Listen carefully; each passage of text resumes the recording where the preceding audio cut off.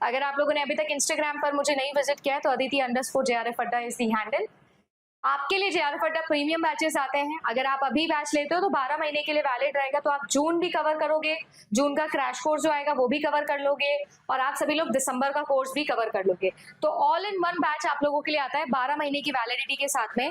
तो आप सभी लोग जो है वो ज्वाइन कर सकते हैं JRF अड्डा premium batches. Types of communication, this is comparatively a simple topic, क्योंकि इसमें ज्यादा कुछ याद करने का नहीं, समझने वाली चीजें हैं,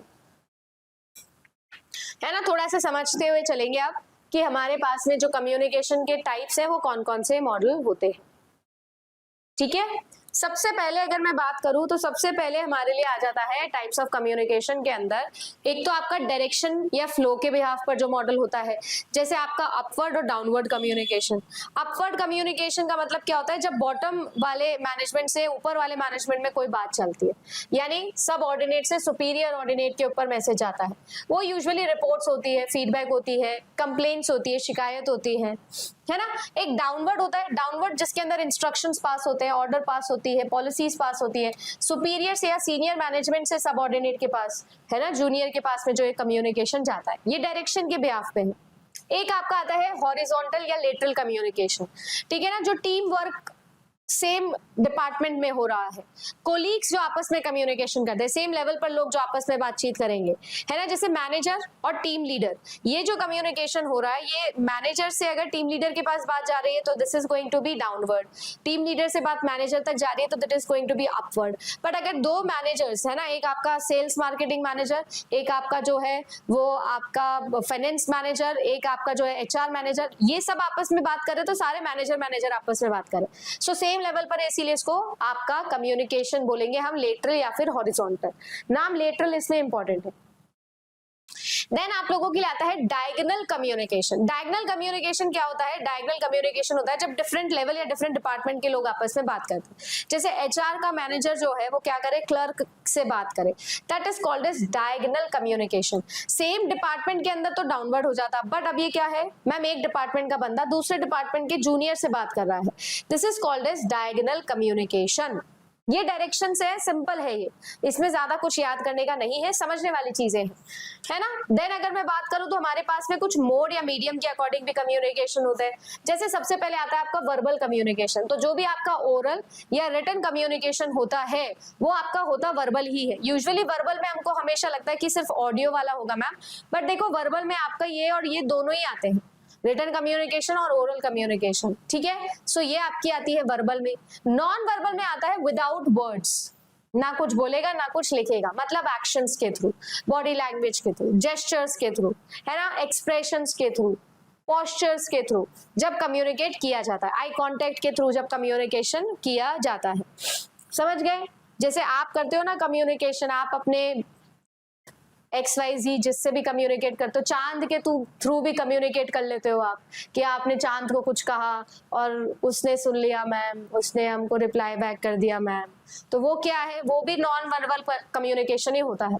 बॉडी लैंग्वेज के थ्रू जो कम्युनिकेशन आप करते हो, जेस्चर्स के थ्रू, है ना। जैसे इसका बेस्ट एग्जाम्पल मुझे लगता है कि अगर आप ड्राइव करते हो तो आपको अच्छे से पता होता है कि जब आप ड्राइव कर रहे हो और सामने से भी कोई गाड़ी आ जाती है ना, तो आंखों ही आंखों में दो ड्राइवर्स आपस में डिस्कस कर लेते हैं कि भैया निकल जाएगी कि नहीं निकल जाएगी, है ना, रोकना है कि नहीं रोकना है ना। फिर वो ऐसे ऐसे करके आपको समझा देता है, आप भी समझ जाते हो, तो आप इधर उधर जो है निकल जाते हैं, समझ गए। That is what, that is also आपका नॉन वर्बल कम्युनिकेशन, ठीक है।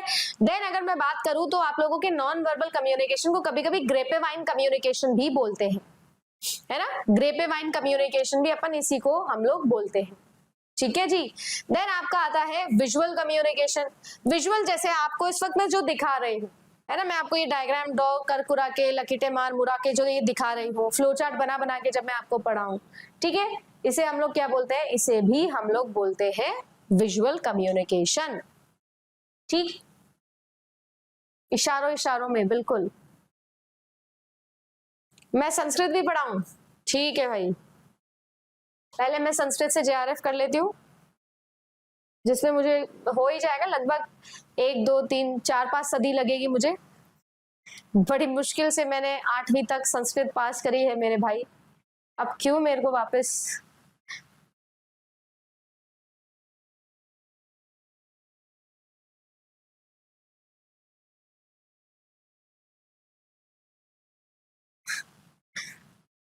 चलो भाई, नेक्स्ट आता है हमारा फॉर्मेलिटी के बिहाफ पर, ठीक है। एक होता है हमारा फॉर्मल कम्युनिकेशन।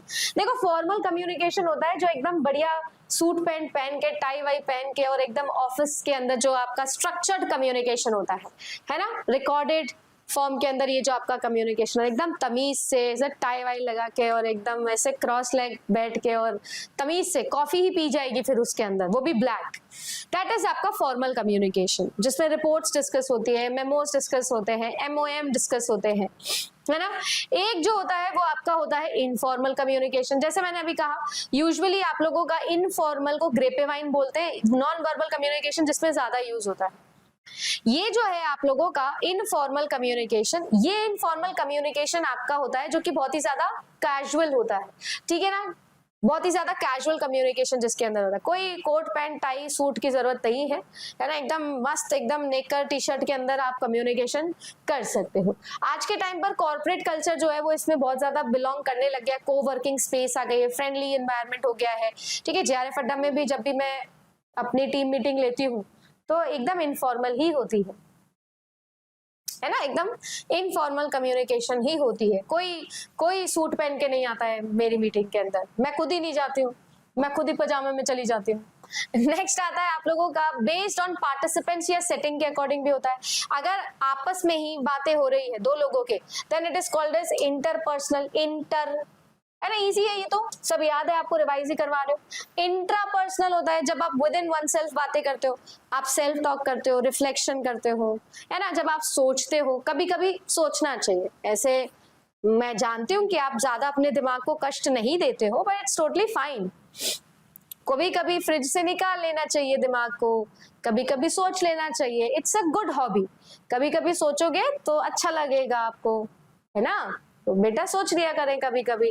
तो वो जो आप करोगे that is called as intrapersonal communication. एक होता है आपका ग्रुप और एक होता है आपका मास। तो देखो बात ऐसी है, ग्रुप कम्युनिकेशन जब 4-5 लोग मिलके या 2 से ज्यादा लोग मिलके जब बात करेंगे मैम, तो उसे अपन क्या बोलेंगे, इसे अपन जो है ग्रुप कम्युनिकेशन बोलेंगे। जब आपका एक ही स्पीकर हो और मेनी लिसनर हो, जब इस तरीके से 1 to many कम्युनिकेशन होता है, then it is called as mass communication. जैसे टीवी, रेडियो, न्यूज़पेपर, है ना, इंटरनेट, ये सब क्या है, आपके मास कम्युनिकेशन का एग्जाम्पल है।